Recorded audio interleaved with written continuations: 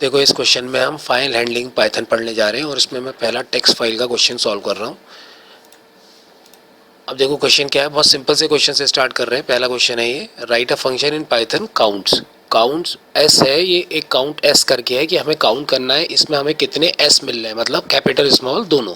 और वो जो उसकी फाइल है उसका नाम book.txt है।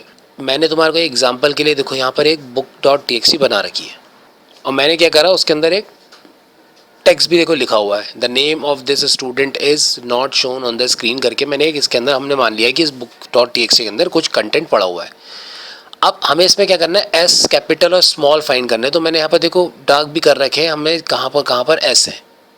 अब हमें क्या करना है, इनमें से करेक्टर बाय करेक्टर इसमें जितने भी टेक्स्ट लिखे हुए हैं उनको रीड करना है और उसमें चेक करना है कि वो एस है या नहीं है। जितने एस होंगे हम उसको काउंट करेंगे और बाद में हम डिस्प्ले करके दिखाएंगे। अब देखो सबसे पहले क्या है, हमने उस फंक्शन को डिफाइन करना है। तो मैंने देखो यहाँ पर क्या करा, मैंने यहाँ पर डेफ काउंट एस करके मैंने यहाँ पर ये बना दिया और कोलन लगा दिया। अब सबसे पहली चीज़ क्या होती है, हम इस book.txt को किस मोड में ओपन करेंगे। पहले से फाइल बनी हुई है तो ये मान के चलो कि कंटेंट उसके अंदर है, हमें सिर्फ रीड करना है। तो हम उसको लिखेंगे f equals to open book.txt r, मतलब रीड मोड में। ये हमारी फाइल रीड मोड में ओपन हो गई। अब क्या करना है, इसके बाद हमें एक वेरिएबल बनाना है जो हमें लास्ट में देखो ऐसे आउटपुट पर लिख के देगा कि नंबर ऑफ s और s इज इतना।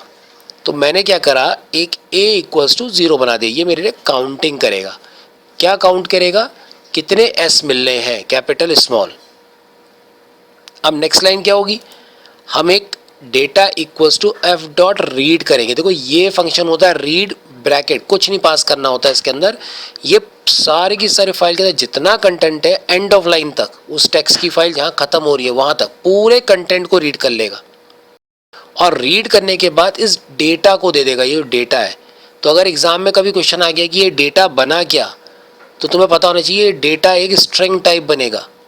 सारा इंफॉर्मेशन इस टेक्स्ट फाइल से इस डेटा में ट्रांसफ़र होगी जिसका टाइप जो होगा वो स्ट्रिंग होगा।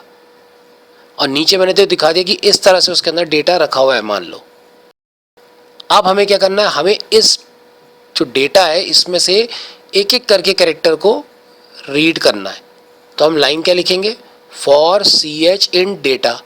ये लाइन क्या करेगी, इस ch को एक एक करके उसको करेक्टर्स को उस ch में ट्रांसफर करेगा। ये देखो ऐसे करके एक एक करके ये सब एक एक करके जाएंगे और ch के पास जाके स्टोर होंगे। अब हमें पता है कि ch के पास आ रहे हैं, तो अब क्या करेंगे, हम ये ch के पास जो करेक्टर आ रहा है उसे चेक करवाएंगे कि वो s या s तो नहीं है, कैपिटल और स्मॉल।